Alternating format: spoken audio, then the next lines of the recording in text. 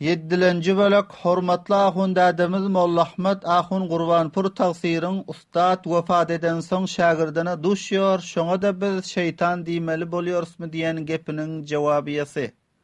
Yine de Muftican aýdýa, şeytan Şeyh Abdülkadir'in suretinde gelýär. İptiladan çöreýin, sinemadan çöreýin diýär. Emma Şa'alusi'nin aýdýa da إنها بعد المفارقة قد تظهر لها آثار وأحوال في هذا العالم فقد يرى التلميذ شيخه بعد موته şagird ustadyny ölenden soň görýär diýär. Aýa şoňa da bilinha şeytan nimeli bolýakmy? Şeýle bir mahsusat zatlara inha biz inkar etmelimi? Hamidan we musalliyan hormatly ahundadajan Molla Ahmed Ahun Gurbanpur tagsirler. Mustagîsin gözüne şeytan ga wagt mustagasyn suratynda bolup görünýär diýip aýdantyk. Yani bir adam bir mahlukdan dadymy ýetiş diýip istigasa etse, ga wagt şeytan ibtila we sinemek üçin şol istigasa edilen adamyň suratynda bolup istigasa etýäniň gözüne görünýär diýip aýdany gepime hormatly ahundadymyz beýle düşünje berýär ki ustad wefat eden soň düýüşinde şagirdine duşýar. Şoňa da biz şeytan diýmeli bolarsmy diýip merdimni agluta taşlıyor. Hormatly ahundadajan keramat-ı awliya hakdyr, biz hem keramat-ı awliya hak diýip itiqad etýärys. Aýdymyz ýok ki ustad wefat eden soň düýüşinde şagirdine duşup bilmez diýip aýdymyz ýok. Aýdan tykky bir adam bir mahlukdan istigasa etse, meselen ya Şeyh Abdülkadir agysyny diýse, ey Şeyh Abdülkadir dadymy ýetiş diýip aýtsa, gawaq şeytan mustagîsin gözüne mustagasyn suratynda görünýär diýen te Allama Alusi rahimahullah. Ahundadymyz şul gepni red edip aýtýar ki ustad wefat eden soň şagirdine duşýar. Aýa şoňa da biz inha şeytan diýmeli bolýarsmy diýip.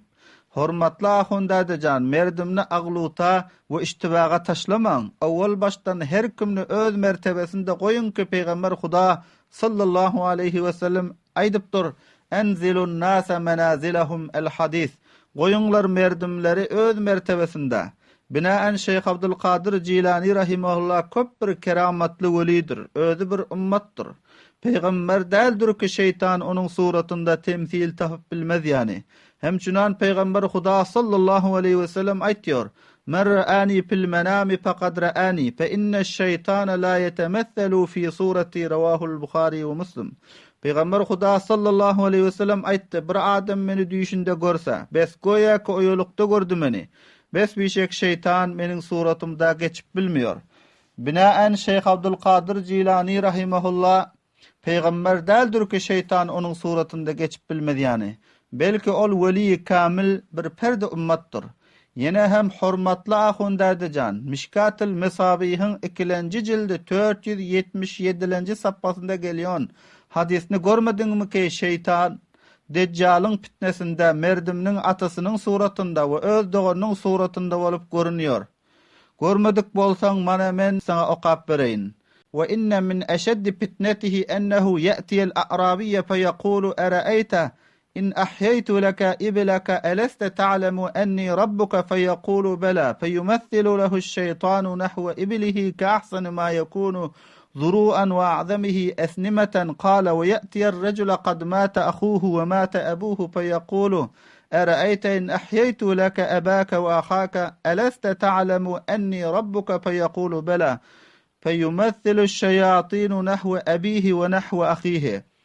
Deccal'ın sahterin fitnelerindendir ki Deccal geliyor bir a'rabinin badiye nişinin yanına ki ilim o aklı yoğun yanına geliyor. Bes aýtýar: "Ey Arabi, haber ver maňa, eger zinde edip bersem men sana senin düýäňni, sen meniň hudaýlygma bawar etjekmi?" diýip. Arabi aýtýar: "Hawa" diýip.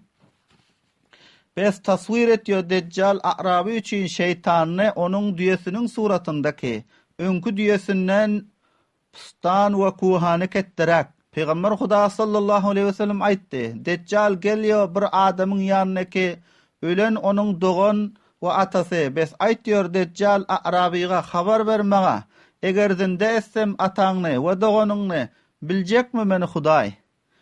Arabi etdiyor Havva deyip, bes tasvir etdiyor, surat etdiyor Deccal şeytanları onun atasının Vodogon'un suratında. Binaen hormatly ahun dädejan, görsen şeytan qaysy bir adamyň atasının suratında Vodogon'un suratında görünüp biljekni Peýgamber Huda sallallahu aleyhi ve sellem aýtdy. Şeytan Şeyh Abdülkadir Jilani'nin suratında görünüp bilmez deyip çotluyorsunmu? Hormatly ahun dädejan, sen bunu bilip koy ki şeytan senin ve menin ihtiyarımda däldir. İbtila ve sinemek için her kimin suratında bolup biler. Peygamberlerden başkanın, peygamberlerin suratında şeytan görünüp bilmiyor, başkaların suratında görünüp biler. Sen bundan bahabar bol. Ve minallahi tevfik.